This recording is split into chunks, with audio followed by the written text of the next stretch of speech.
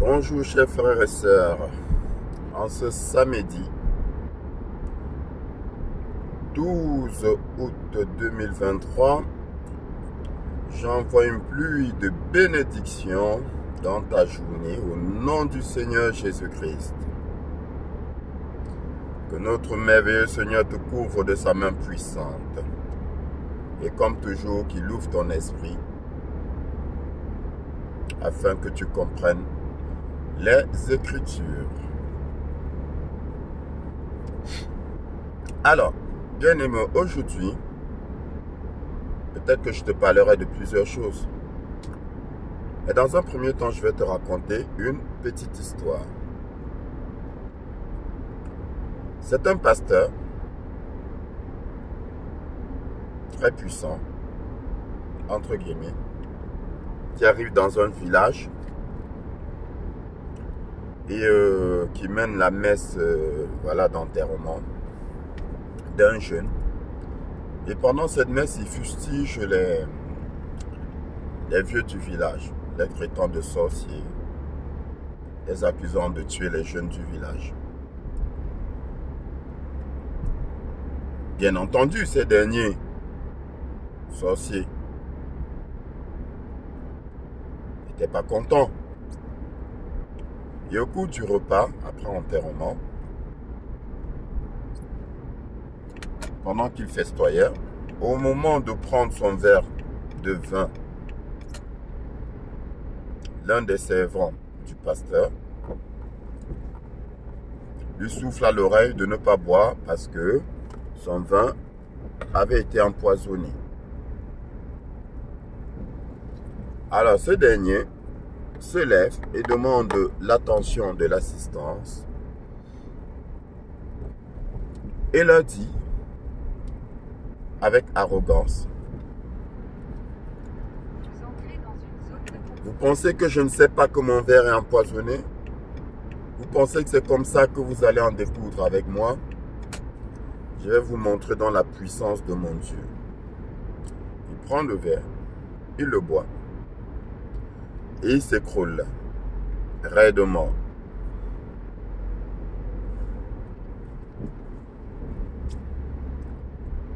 Le diable dit à Jésus,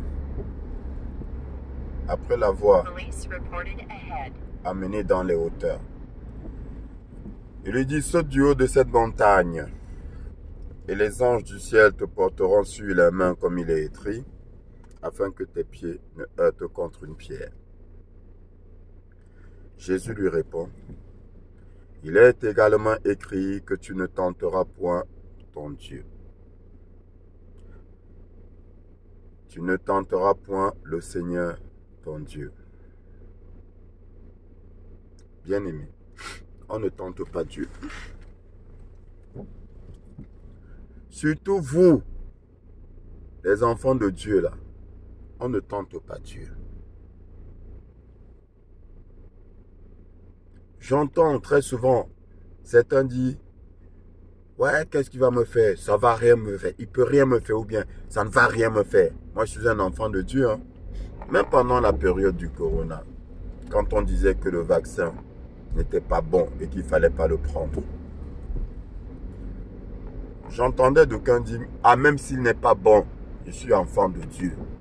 Il se frappe la poitrine. Je suis enfant de Dieu. Il va prendre, ça ne va rien me faire. Et il met au nom de Jésus-Christ. Insensé. C'est des insensés. On ne tente pas Dieu. Le Seigneur nous l'a montré. Le Seigneur nous a montré ce qui se passerait dans notre vie tous les jours. Comment le diable allait nous tenter. Il nous a montré les différentes façons. Il a résumé les différentes façons dont le diable allait nous tenter. C'est les tentations du diable. Bien-aimé, quand tu es averti là, fais attention. Le pasteur, il prend le verre, il le porte à sa bouche. Il meurt. Pourquoi? Ce qu'il a ignoré, c'est que C'est Dieu lui-même qui lui a dit, ton verre est empoisonné, ne bois pas. Sinon, comment aurait-il su? À travers son servant, Dieu lui a dit, ne bois pas ce verre, il est empoisonné.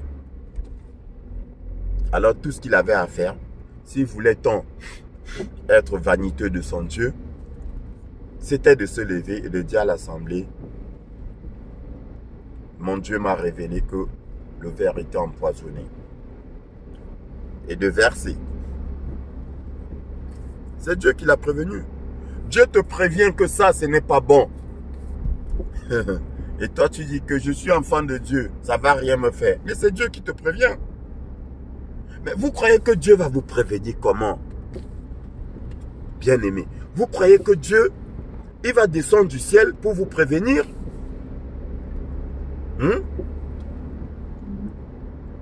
Il va crier de sa puissante voix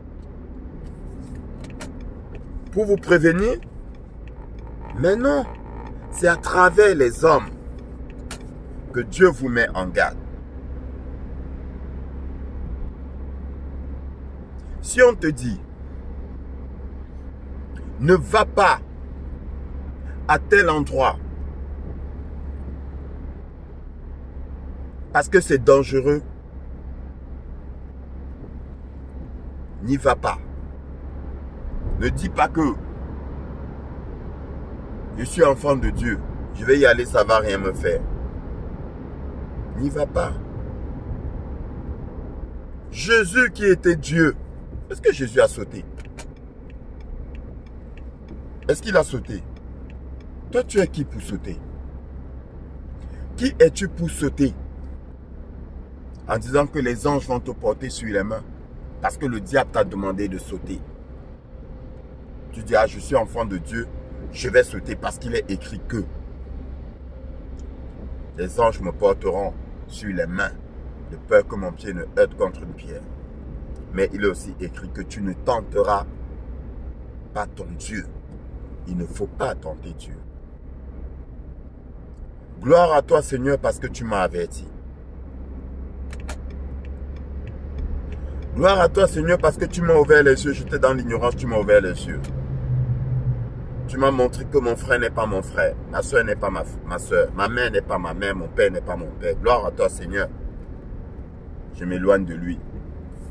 Si Dieu te le montre et que tu as la certitude, fuis-le.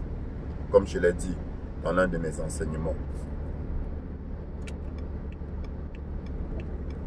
C'est le Seigneur qui le dit. Hein. Je répète juste ce que le Seigneur a dit.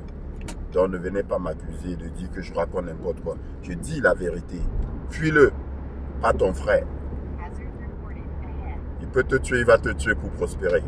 Il ne va pas hésiter un seul instant. Caïn n'a-t-il pas tué Abel? Qui était Abel pour Caïn? N'était-ce pas son frère? C'était son frère. C'est depuis la nuit des temps, c'est depuis le commencement.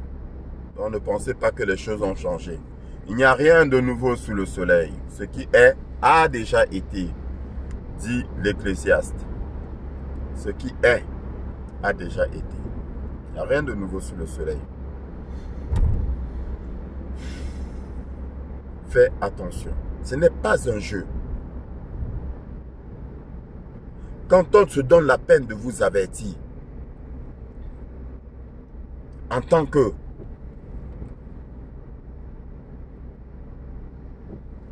serviteur de Dieu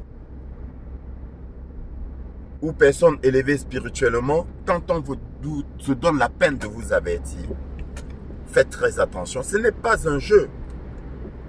Ce n'est pas un jeu. En face, ils sont bien préparés. En face, ils sont bien armés. Ils ont tissé leur plan. Ils ont bien élaboré leur plan. Ils l'ont bien ficelé. Et toi-même, ils t'ont ficelé. Il te reste juste quelques de petites marges de manœuvre. Mais le peu qui te reste là, utilise ça pour leur échapper, pour les vaincre. C'est ce que nous, enfants de Dieu, nous faisons. Nous essayons de passer entre les gouttes.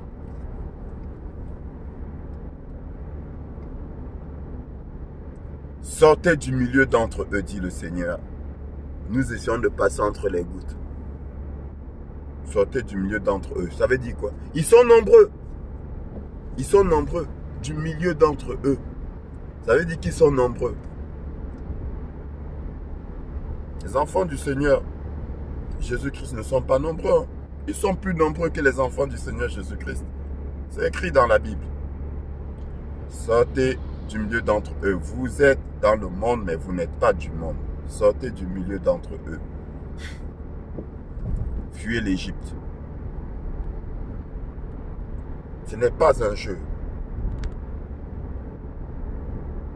Quand on t'avertit, ça ne te coûte rien. Fais attention. On dit qu'un homme averti en vaut deux, non? Mais vous pensez que c'est un jeu. Tu n'es même pas capable de prier comme il se doit. Tu n'es même pas capable de prendre le temps de véritablement prier. Mais tu vas te livrer dans les griffes de l'ennemi en disant que tu es enfant de Dieu. Qu'est-ce qui te protège? Prier te dépasse. Méditer la parole te dépasse. Mais tu vas affronter l'ennemi. À ce moment-là, le Seigneur va dire insensé. Insensé. Réveille-toi. Réveille-toi, ce n'est pas un jeu. En face, ils ne jouent pas. En face, ils ont aiguisé leur lance. Ils ont affûté leur couteau, leur machette. Ils ont lustré leur fusil. Ils ont bandé leur arc. Et ils t'attendent. Et quand ils vont dégainer, ils ne vont pas te louper. Parce que ce n'est pas un jeu. Ce n'est pas un jeu. Arrêtez de jouer.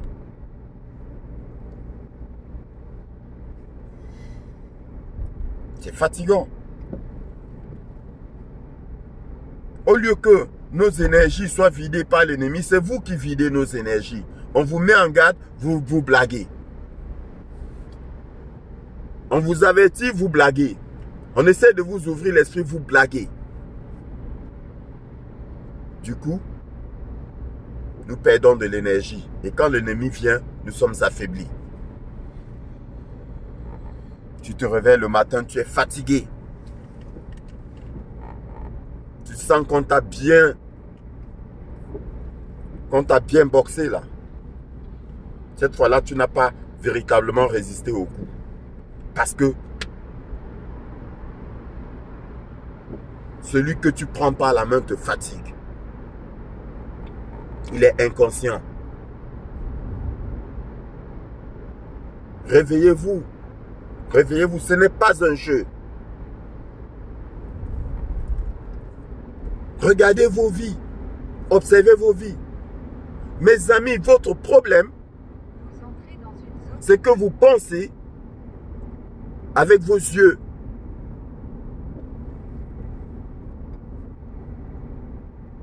Le combat n'est pas physique, il n'est pas visuel. Il est spirituel. Parce que tu ne vois pas, tu penses que ça n'existe pas. C'est ça. Eux, ils travaillent dans le spirituel. Ils travaillent dans les lieux célestes. Ça se passe dans les lieux célestes. Nous avons à lutter contre les esprits méchants dans les lieux élevés, dans les lieux célestes. C'est là-bas que le combat se joue. Et non ici. Et comme toi, tu attends le combat ici, tu bandes tes muscles, tu crois que tu es trop fort, on t'assomme.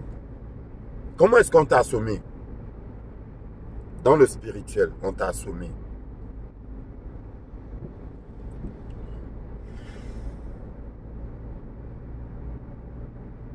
Ce n'est pas un jeu. Et c'est une réalité. Parce que l'ennemi, qu'est-ce qu'il fait? Il vient vous voir dire, oh, il exagère, raconte n'importe quoi, ne croyez pas à ces choses. Ah Seigneur, ne croyez pas à ces choses. Si tu ne crois pas en Dieu, ok, ne crois pas à ces choses. Mais quiconque croit en Dieu devrait être convaincu de l'existence de ces choses. Puisque c'est écrit dans la Bible. La parole de Dieu le dit. Le combat se passe dans les lieux célestes, dans les lieux élevés. Est-ce que c'est moi qui l'ai écrit? Est-ce que c'est moi qui l'ai dit? Faites très attention. On vous vole. On vous vole dès votre naissance, même avant votre naissance. Tout a été planifié pour vous voler, pour vous ruiner. Mangez votre énergie, boire votre énergie.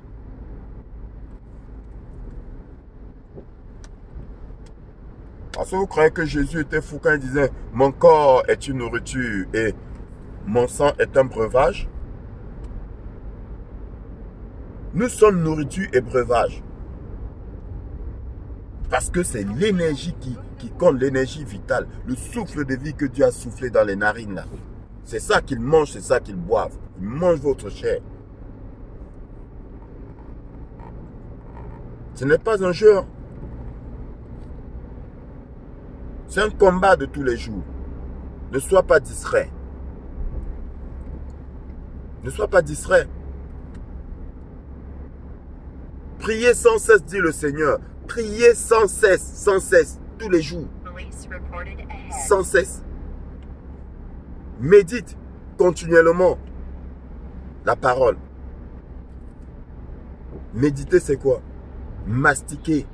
Quand on regarde la définition du mot méditer, manger, mastiquer, c'est comme une nourriture. Quand tu mets dans une nourriture solide, quand tu la mets dans ta bouche, tu mastiques, tu mâches d'abord doucement, lentement, avant d'avaler. Ainsi, il en va de la parole de Dieu. Méditez-la sans cesse.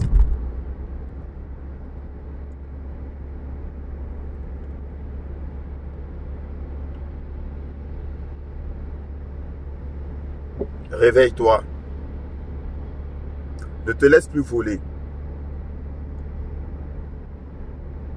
Ne te laisse plus malmener comme un esclave. Ta vie ne doit pas être la vie d'un esclave. Tu es libre. Le Seigneur t'a libéré. Il t'a donné la liberté. Il a fait ce sacrifice pour toi.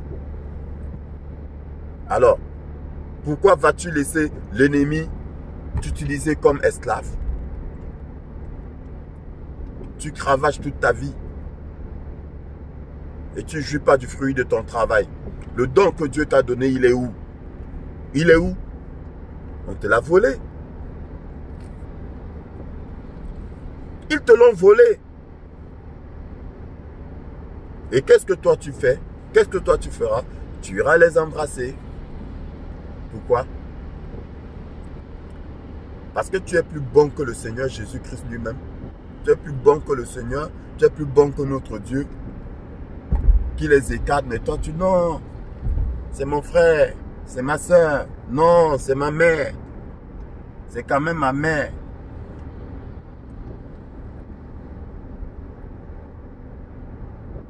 Alors que le Seigneur lui-même te met en garde. Réveille-toi. Le diable est très fort. Faut même pas blaguer avec lui. Hein. Faut pas penser que... je sais pas. Faut pas le négliger. Faut pas le négliger du tout. Si tu es distrait un seul instant, il te frappe. Un seul instant, il te frappe. Et il n'y a pas meilleur moyen que la flatterie. Hein. Il va venir te flatter. Oh non, tu sais, vraiment, tu es le plus beau, tu es la plus belle, on a besoin de toi. Non, ne vois pas les choses comme ça, il n'y a pas de souci. Ça va bien se passer. Il te flatte. Il te passe la pommade, comme on dit. Et après, quand tu lèves la garde, il te frappe. Durement, sévèrement, il te frappe. C'est comme ça que ça se passe. C'est comme ça que ça se passe. Ne te laisse plus distraire. Ne te laisse plus amadouer. Ne te laisse plus amadouer. Sois attentif aux signes du Seigneur. Développe ton discernement. Développe ton discernement. Et tu verras facilement qui est ton frère. Ton frère n'est pas nécessairement celui qui est sorti du même ventre que toi. Attention.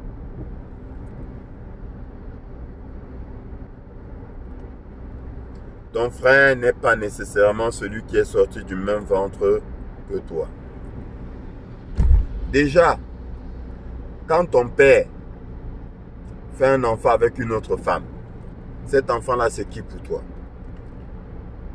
Ton frère. Les hommes disent demi-frère. Il n'y a pas de demi là-dedans. C'est ton frère. Donc, ton frère ne soit pas nécessairement du même ventre que toi. Déjà. Et après, même sans être ni l'enfant de ton père, ni l'enfant de ta mère, quelqu'un peut être ton frère. C'est ce que le Seigneur le dit. Et nous le voyons au quotidien. Nous le voyons au quotidien.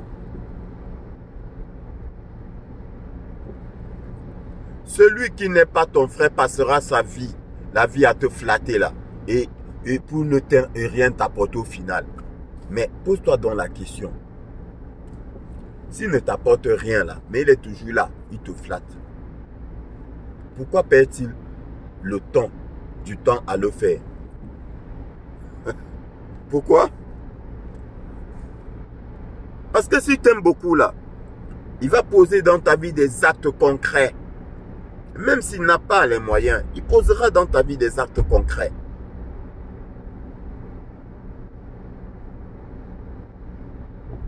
Mais il ne pose pas ces actes-là. Mais il passe son temps à te flatter, à t'amadouer. Pourquoi? Mais parce qu'il te prend quelque chose. Ouvrez l'esprit. C'est des voleurs. Le diable est un voleur. Un menteur, un manipulateur. C'est des voleurs. Ils vous volent. Ils vous volent. Ils prennent vos chances. Quand ça ne va pas là, ils reviennent vous voir. Quand ça va, ils disparaissent. Ça ne va pas, ils reviennent vous voir. Ils se nourrissent de votre énergie. Ils prennent vos chances. Ils prospèrent. Et toi? Et toi, tu es là.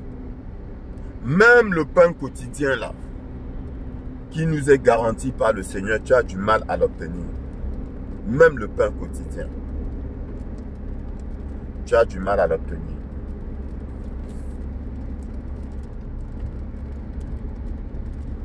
Pourtant, le Seigneur dit qu'il nous donnera de quoi nous nourrir, nous réjouir. Et on aura un surplus pour pouvoir pratiquer les bonnes œuvres.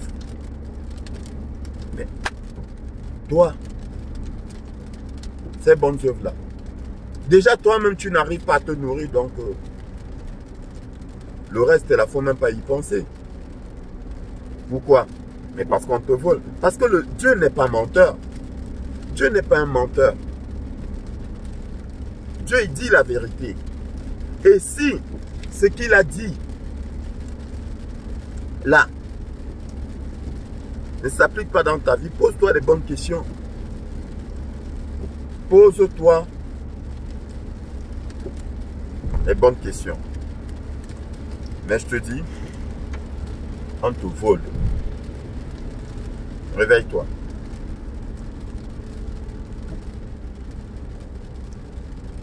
Et le vol là, ça a été permis hein, dans la famille. Ce n'est pas l'étranger qui vient te voler. Hein. L'étranger te vole parce que au niveau de la famille, on a ouvert les portes. Hein. C'est comme celui qui rencontre une personne qui le manipule,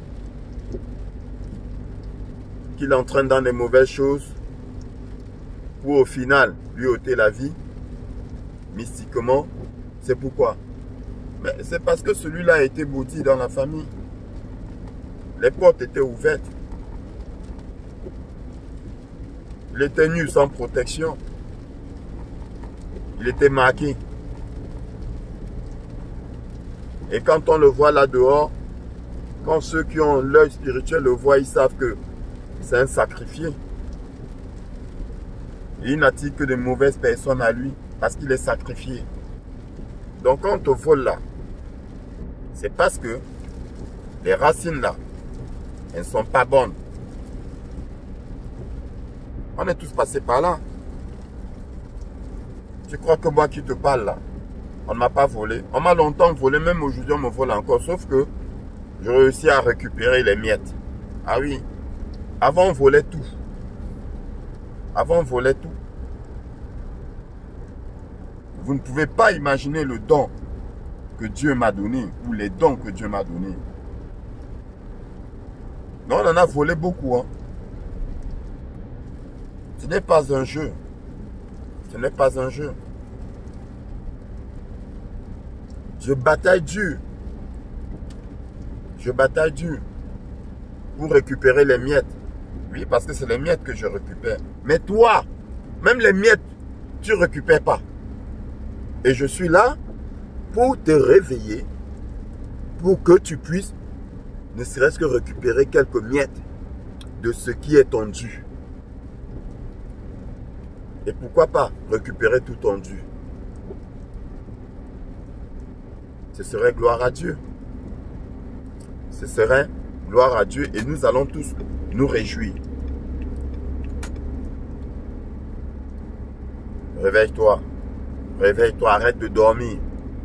Et arrête de croire que on ne peut rien te faire. Que ces choses n'existent pas. Examine ta vie, tout simplement. Et pose-toi la question, pourquoi est-ce que ta vie est comme elle est? Pourquoi est-ce que depuis l'enfance, tu galères sans repos? Tu erres. Pose-toi cette question. Pourquoi tout est difficile pour toi? Il est vrai, le Seigneur dit, ils vous feront la guerre. Mais il dit, mais ils ne vous vaincront pas. La vie, c'est un combat, certes. Il y a des moments de repos, de répit, de réjouissance. À quand est-ce que tu t'es réellement réjoui? Quand? Ils vous feront la guerre. Tous les jours. Tous les jours, ils vont t'attaquer. Ils vont nous attaquer. Tous les jours, ils nous attaquent. Mais parce que nous sommes réveillés, nous sommes éveillés, nous sommes sur nos gardes, nous avons le Seigneur Jésus-Christ avec nous, nous gagnons toujours. Car nous combattons dans la victoire et non pour la victoire, parce que par son sang versé, il nous a déjà donné la victoire. Dans le combat que nous menons là, nous le menons dans la victoire. Pas pour la victoire. Dans tous les cas, moi, en ce qui me concerne, je combats dans la victoire. J'ai déjà gagné. Le Seigneur m'a déjà donné la victoire. Mais je dois faire attention. Je dois être attentif. Je ne dois pas me laisser distraire. Parce que le diable rôde. Tel un lion rugissant, cherchant qui dévorer.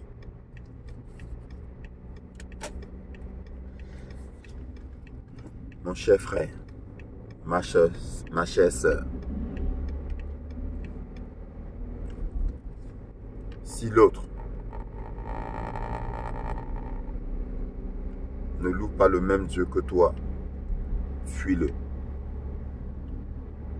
Et louez le même Dieu que toi.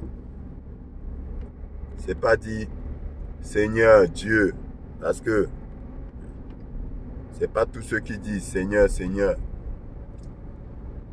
qui sont des fidèles du Seigneur, qui sont des chrétiens. Non. Regarde leurs œuvres. Observe leurs œuvres. Et si leurs œuvres sont mauvaises, fuis-les. Fuis-les sans te retourner. Comme disaient nos parents. Fuis-les sans te retourner. Abandonne même tes affaires quand tu fuis. Si tes affaires sont lourdes, abandonne-les et fuis.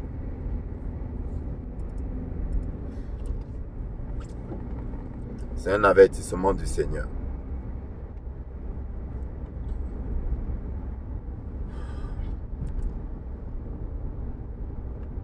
Arrête de me vider de mon énergie.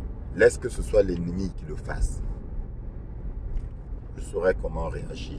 Mais quand toi, tu me vides de mon énergie, je fais comment?